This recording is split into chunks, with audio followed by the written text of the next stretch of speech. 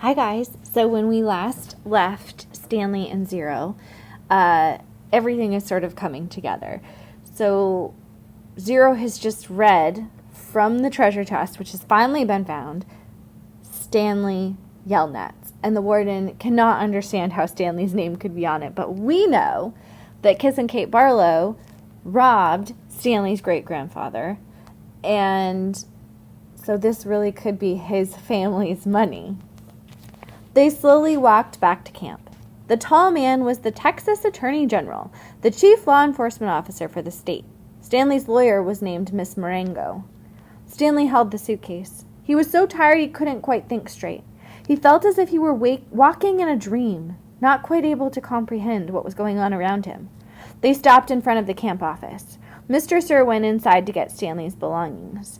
The Attorney General told Mr. Pendanski to get the boys something to drink and eat. The warden seemed as dazed as Stanley. "You can't even read," she said to Zero. So everything is coming together. If Stanley hadn't taught Zero how to read, he wouldn't even have known that his name was on the treasure. Zero said nothing. Miss Marengo put a hand on Stanley's shoulder and told him to hang in there. He would be seeing his parents soon. She was shorter than Stanley, but somehow gave the appearance of being tall. Mr. Pendanski returned with 2 cartons of orange juice and 2 bagels. Stanley drank the juice but didn't feel like eating anything. After all that time with no food. "Wait!" the warden exclaimed. "I didn't say they stole the suitcase. It's his suitcase, obviously, but he put my things from my cabin inside of it." "That isn't what you said earlier," said Miss Marengo.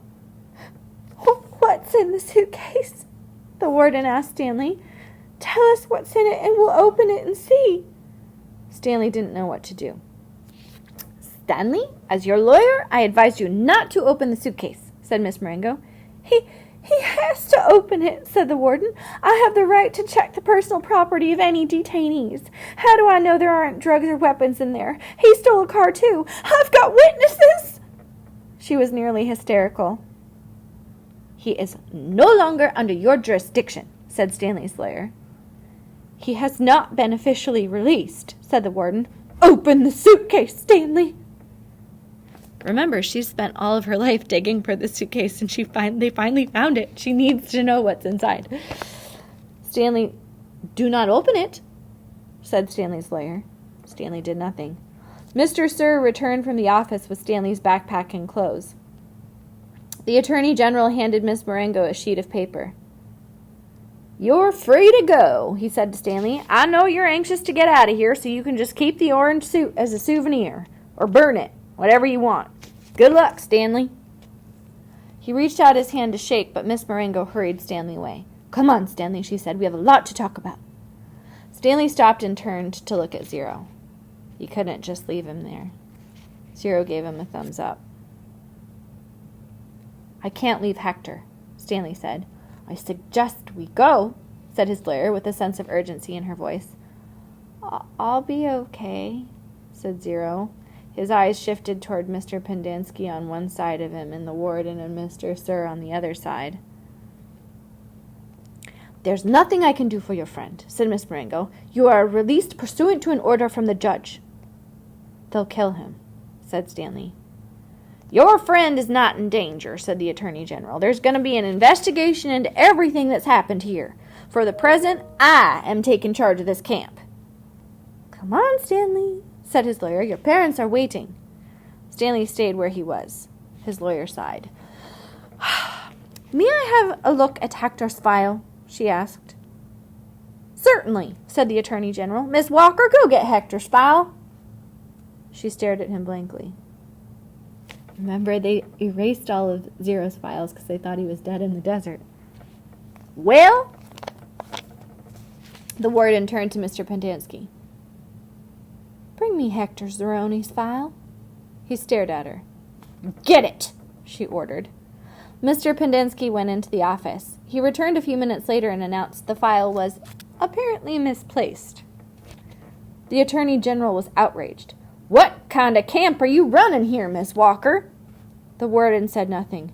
She stared at the suitcase. The Attorney General assured Stanley's lawyer that he would get the records. "Excuse me while I call my office." He returned back to the warden. "I assume the phone works?" He walked into the camp office, slamming the door behind him. A little while later, he reappeared and told the warden he wanted to talk to her. She cursed, then went inside. Stanley gave Zero a thumbs up. "Caveman! Is that you?" He turned to see Armpit and Squid coming out of the rec room. Squid shouted back into the rec room, "Caveman and Zero are out here!" Soon all the boys from Group D had gathered around him and Zero. "Good to see you, man," Armpit said, shaking his hand. "We thought you were buzzard food." "Stanley is being released today," said Mr. Pendanski. "Way to go," said Magnet, hitting him on the shoulder. "And you didn't even have to step on a rattlesnake," said Squid. Even Zigzag shook Stanley's hand. "Sorry about, It's cool," said Stanley. "We had to lift the truck clear out of the hole," Zigzag told him. "It took everybody in C, D, and E. We just picked it right up." "It was really cool," said Twitch. X-Ray was the one who didn't come over. Stanley saw him hang behind the others a moment, then returned to the rec room. "Guess what?" said Magnet, glancing at Mr. Pendanski. "Mom says we don't have to dig any more holes." "That's great," Stanley said. "Will you do me a favor?" asked Squid. "I guess," Stanley agreed, somewhat hesitantly. "Thank you." "I want you to..." He turned to Miss Marengo. "Hey, lady, you have a pen and paper I can borrow?" She gave it to him, and Squid wrote down a phone number, which he gave to Stanley. "Call my mom for me, okay? Tell her I said I was sorry. Tell her Alan said he was sorry." Stanley promised he would. "Now you be careful out in the real world," said Armpit. "Not everybody's as nice as us." Stanley smiled. The boys departed when the warden came out of the office. The Attorney General was right behind her.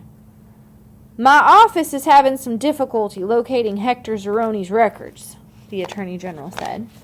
"So, you have no claim to authority over him?" asked Miss Marengo. "I didn't say that. He's in the computer. We just can't access his records. It's like they've fallen through a hole in cyberspace." "A hole in cyberspace," Miss Marengo repeated. "How interesting. When is his release date?" "I don't know." "How long has he been here?" "Like I said, we can't." "So, what are you planning to do with him? Keep him confined indefinitely without jurisdiction while you go crawling through black holes in cyberspace?" The Attorney General stared at her. "He was obviously incarcerated for a reason." "Oh, and what reason was that?" The Attorney General said nothing. Stanley's lawyer took hold of Zero's hand. "Come on, Hector. You're coming with us." Yay! They get to save him. So by deleting his records, they basically can't keep him anymore because they have no record that he's even supposed to be there. Things are looking up for our heroes.